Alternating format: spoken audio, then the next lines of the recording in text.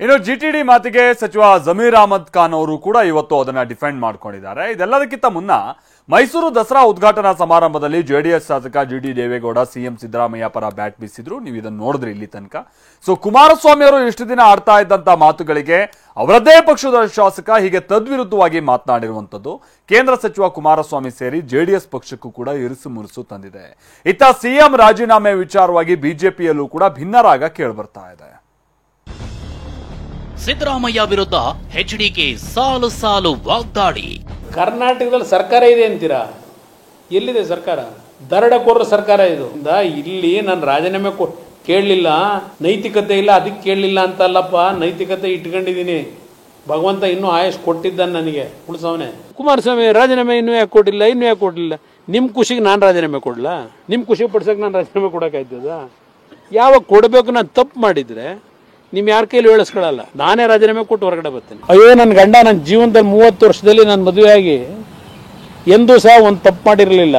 ಏನೋ ಒಂದು ಸಮಸ್ಯೆಗೋಸ್ಕರವಾಗಿ ಕಳ್ತನ ಮಾಡ್ಬಿಟ್ಟವನೆ. ದಯವಿಟ್ಟು ಇದರಿಂದ ನಮ್ಮನ್ನು ಪಾರ್ ಮಾಡಿ ಅಂತ ಹೇಳಿ ಹೇಳಿದ ತಕ್ಷಣ ಬಿಟ್ಟು ಬಿಡ್ತೀರಾ ಕಳ್ಳನ್ನ? ಏನಾದ್ರು ಬಿಡಕ್ ಸಾಧ್ಯನಾ? ಬಿಡ್ತಾರ ಪೊಲೀಸ್ನವರು? ಇಲ್ಲ ಸರ್ಕಾರ ಬಿಡುತ್ತಾ? ಮಾಫಿ ಮಾಡ್ತೀರಾ? ಇಷ್ಟೆಲ್ಲ ಸರ್ಕಸ್ ಯಾತಿಗೆ ಬೇಕಿತ್ತು ಸಿದ್ದರಾಮಯ್ಯನವರೇ? ಜೆಡಿಎಸ್ ರಾಜ್ಯಾಧ್ಯಕ್ಷರು ಆಗಿರುವ ಕೇಂದ್ರ ಸಚಿವ ಎಚ್ಡಿ ಕುಮಾರಸ್ವಾಮಿ ಆಡಿರೋ ಮಾತುಗಳು ಸಿದ್ದರಾಮಯ್ಯ ವಿರುದ್ಧ ಹೋದಲ್ಲಿ ಬಂದಲ್ಲಿ ಎಚ್ಡಿಕೆ ಹೇಗೆ ಸಿಡಿಮಿಡಿ ಅಂತ ಕೆಂಡ ಕಾರ್ತಿದ್ದಾರೆ. ಇಷ್ಟು ದಿನದಿಂದ ಜೆಡಿಎಸ್ನ ಕುಮಾರಸ್ವಾಮಿ ಹೀಗೆ ಹೇಳ್ತಿದ್ರೆ, ಇವತ್ತು ಜೆಡಿಎಸ್ ಕೋರ್ ಕಮಿಟಿ ಅಧ್ಯಕ್ಷ ಹಾಗೂ ಹಿರಿಯ ಶಾಸಕರು ಆಗಿರೋ ಜಿಟಿ ದೇವೇಗೌಡ ಮೈಸೂರು ದಸರಾ ಉದ್ಘಾಟನೆ ಸಮಾರಂಭದಲ್ಲಿ ಕುಮಾರಸ್ವಾಮಿಯ ಪ್ರತಿಯೊಂದು ಮಾತಿಗೆ ತದ್ವಿರುದ್ಧವಾಗಿ ಮಾತನಾಡಿದ್ದಾರೆ.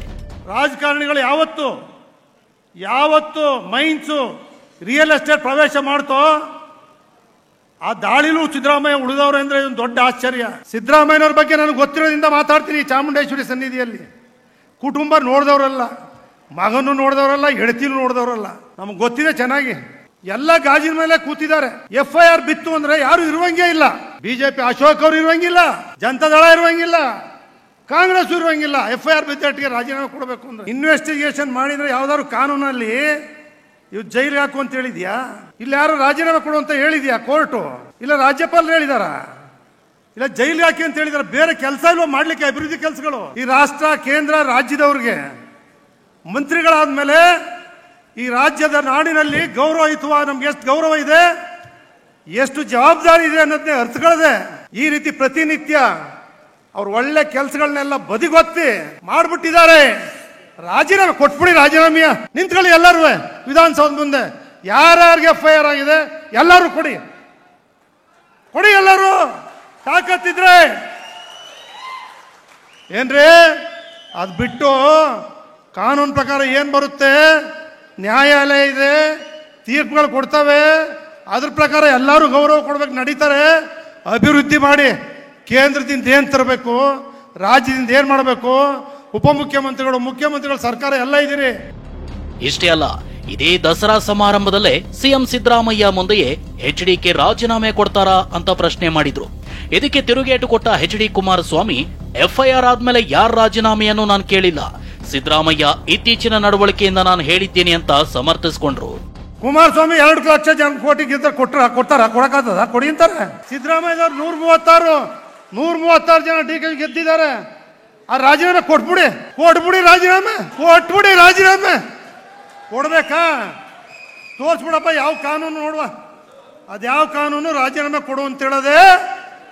ಯಾವ ಕಾನೂನು ಜೈಲಿಗೆ ಹಾಕಿದೆ ಅಂತ ಹೇಳಿದೆ? ತೋರಿಸ್ರಿ. ರಾಜ್ಯದಲ್ಲಿ ಏನ್ರಿ ನೋಡ್ಬೇಕಾಗಿದೆ? ಇದು ಯಾರ ಕಳ್ಳಂಗೊಂದು ಪಿಳ್ಳೆನವ ಅಂತ ಬೇವೆ ಸಾಕ್ಷಿ ಅಂತಾರೆ. ಮಾವಿನಕಾಯಿ ಬೇವಿನಕಾಯಿ ಸಾಕ್ಷಿ. ಇದನ್ನ ಇಟ್ಕೊಂಡು ರಕ್ಷಣೆ ಪಡ್ಕೊಳ್ಳೋದು ಮುಖ್ಯಮಂತ್ರಿಗಳ ಸ್ಥಾನಕ್ಕೆ ಗೌರವ ತರಲ್ಲ. ಎಷ್ಟಕ್ಕೆ ಸುಮ್ಮನಾಗದ ಕುಮಾರಸ್ವಾಮಿ ಹಾಗಲಕಾಯಿಗೆ ಬೇವಿನಕಾಯಿ ಸಾಕ್ಷಿ ಅಂತ ಹೇಳಿದ್ರು.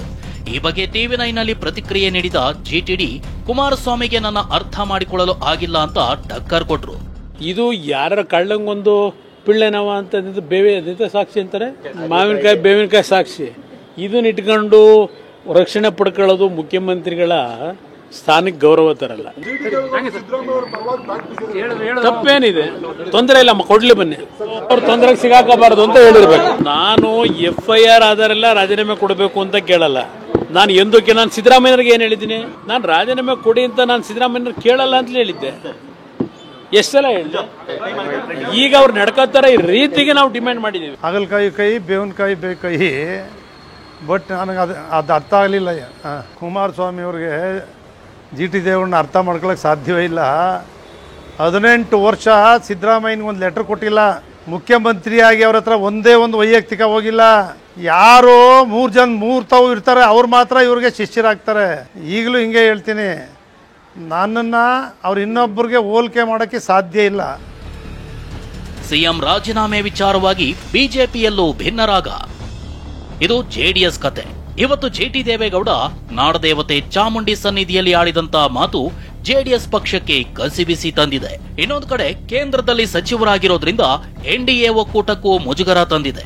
ಜೆಡಿಎಸ್ ಅಷ್ಟೇ ಅಲ್ಲ, ಸಿಎಂ ರಾಜೀನಾಮೆ ವಿಚಾರವಾಗಿ ಬಿಜೆಪಿಯಲ್ಲೂ ಭಿನ್ನರಾಗ ಕೇಳಿ ಬಂದಿದೆ. ಸಿಎಂ ಸಿದ್ದರಾಮಯ್ಯ ರಾಜೀನಾಮೆಗೆ ಬಿಜೆಪಿ ರಾಜ್ಯಾಧ್ಯಕ್ಷ ಬಿವೈ ವಿಜಯೇಂದ್ರ ಪಟ್ಟು ಹಿಡಿದಿದ್ರೆ ರಾಜೀನಾಮೆ ಕೊಡೋವರೆಗೂ ಹೋರಾಟ ಅಂತ ವಿಪಕ್ಷ ನಾಯಕ ಆರ್ ಅಶೋಕ್ ಹೇಳಿದ್ದಾರೆ. ಆದ್ರೆ ಬಿಜೆಪಿ ಶಾಸಕ ಎಸ್.ಟಿ. ಸೋಮಶೇಖರ್ ರಾಜೀನಾಮೆ ಬೇಡ, ಸಿಎಂ ರಾಜೀನಾಮೆ ಯಾಕೆ ಕೊಡಬೇಕು ಅಂತ ಸಿದ್ದರಾಮಯ್ಯ ಪರವೇ ಬ್ಯಾಟಿಂಗ್ ಮಾಡ್ತಿದ್ದಾರೆ. ಗೌರವಾನ್ವಿತ ಮುಖ್ಯಮಂತ್ರಿಗಳು ಸಿದ್ದರಾಮಯ್ಯನವರಲ್ಲಿ ಭಾರತೀಯ ಜನತಾ ಪಾರ್ಟಿ ನಾವು ಆಗ್ರಹನ ಮಾಡ್ತಾ ಇದ್ದೇವೆ. ಇನ್ನಾದರೂ ತಮ್ಮ ಬಂಡತನವನ್ನ ಬಿಟ್ಟು ಇಷ್ಟೊಂದು ಕಳಂಕವನ್ನು ಹೊತ್ಕೊಂಡಿರ್ತಕ್ಕಂಥ ತಾವುಗಳು ಇಷ್ಟೊಂದು ಆರೋಪಗಳನ್ನು ಹೊತ್ಕೊಂಡು ಇವತ್ತು ಆರೋಪಿ ಸ್ಥಾನದಲ್ಲಿ ನಿಂತಿರ್ತಕ್ಕಂಥ ಗೌರವಾನ್ವಿತ ಮುಖ್ಯಮಂತ್ರಿಗಳು ಸಿದ್ದರಾಮಯ್ಯನವರು ತತ್ಕ್ಷಣ ತಮ್ಮ ಸ್ಥಾನಕ್ಕೆ ರಾಜೀನಾಮೆಯನ್ನ ಕೊಡಬೇಕು ಅನ್ನುವ ಆಗ್ರಹವನ್ನ ಮಾಡ್ತಾ ಇದ್ದೇನೆ. ಸಿದ್ದರಾಮಯ್ಯನವರು ಹೇಳಿದ್ದಾರೆ ನಾನು ರಾಜೀನಾಮೆ ಕೊಡಲ್ಲ ಅಂತ. ನಾವು ರಾಜೀನಾಮೆ ಕೊಡೋವರೆಗೂ ನಮ್ಮ ಹೋರಾಟ ಮುಂದುವರಿತು. ಕಾನೂನಿಗಿಂತ ಯಾರು ದೊಡ್ಡವರಿಲ್ಲ, ಕಾನೂನಿಗಿಂತ ಯಾರು ದೊಡ್ಡವರಿಲ್ಲ. ಈಗ ನಾಗೇಂದ್ರದು ಕೊಡಲ್ಲ ಅಂತ ಹೇಳಿದ್ರು. ವಿಧಾನಸಭೆಯಲ್ಲೇ ಡಿ.ಕೆ. ಶಿವಕುಮಾರ್ ಅವರು ಏನು ತಪ್ಪು ಮಾಡಿಲ್ಲ ಅಂತಂದ್ರು. ಯಾಕೆ ರಾಜೀನಾಮೆ ಕೊಟ್ಟರು? ಹಂಗೆ ಕಾನೂನಿನ ಕುಣಿಕೆಯಲ್ಲಿ ಸಿಕ್ಕಾಕೊಂಡಾಗ ನಿಮ್ಮ ಕೈಯಲ್ಲಿ ಏನೂ ಇರಲ್ಲ. ಒಂದಲ್ಲ ಒಂದಿನ ರಾಜೀನಾಮೆ ಕೊಡಬೇಕಾಗ್ತೈತೆ, ಆ ಸನ್ನಿವೇಶ ಕ್ರಿಯೇಟ್ ಆಗ್ತೈತೆ. ಮೂಡ ಸೈಟ್ ಏನ್ ಕೊಟ್ಟಿದ್ದಾರೆ, ಮುಖ್ಯಮಂತ್ರಿ ಸಿದ್ದರಾಮಯ್ಯ ಧರ್ಮಪತ್ನಿಯವರಿಗೆ ಒಬ್ಬರಿಗೆ ಕೊಟ್ಟಿಲ್ಲ, 100 ಜನ ತೆಗೆದುಕೊಂಡಿದ್ದಾರೆ. ಸರ್ಕಾರದಲ್ಲೂ ಕೂಡ ಈ ತರ 50% ಸೈಟ್ನ ಡೆವಲಪ್ಡ್ ಸೈಟ್ನ ಕೊಡಬೇಕು ಅಂತಕ್ಕಂಥದ್ದು ಸರ್ಕಾರದ ಆದೇಶ ಕೂಡ ಇದೆ. ಅದೇ ಆದೇಶದ ಪ್ರಕಾರ ಎಲ್ಲರಿಗೂ ಕೊಟ್ಟಂಗೆ ಧರ್ಮಪತ್ನಿಯರಿಗೂ ಕೂಡ ಭಾರತೀಯ ಜನತಾ ಪಕ್ಷ ನೇತೃತ್ವದ ಸರ್ಕಾರ ಕೊಟ್ಟಿದ್ದಾರೆ. ಈಗ ಅದೆಲ್ಲ ಕೊಟ್ಟದ್ದು ಇವರಿಗೆ, ಗಲಾಟೆ ಮಾಡ್ತಾ ಇರೋದು ಇವರೇನೆ. ಅದರಿಂದ ಇವ್ರಿಗೇನು ಬೇರೆ ಏನು ಕೆಲಸ ಇಲ್ಲ, ಸುಮ್ಮನೆ ಅದನ್ನ ಇನ್ನೊಂದು ಮಾತು ಹೇಳ್ತಿದ್ದಾರೆ. ಸಿದ್ದರಾಮಯ್ಯನವರು ಸುದೀರ್ಘ ರಾಜಕಾರಣದಲ್ಲಿ ಒಂದೇ ಒಂದು ಕಳಂಕ ಇರಲಿಲ್ಲ. ಆಮೇಲೆ ಅವರ ಧರ್ಮಪತ್ನಿಯವರು ಕೂಡ ಯಾವತ್ತೂ ರಾಜಕಾರಣಕ್ಕೆ ಎಂಟ್ರಾದವರಲ್ಲ. ಸಿದ್ದರಾಮಯ್ಯನವರು ಮುಖ್ಯಮಂತ್ರಿ ಆದರೂ ಅವರ ಹಸ್ತಕ್ಷೇಪನ ಕೂಡ ಯಾವತ್ತೂ ಕೂಡ ಮಾಡಲಿಲ್ಲ. Bureau report, TV9.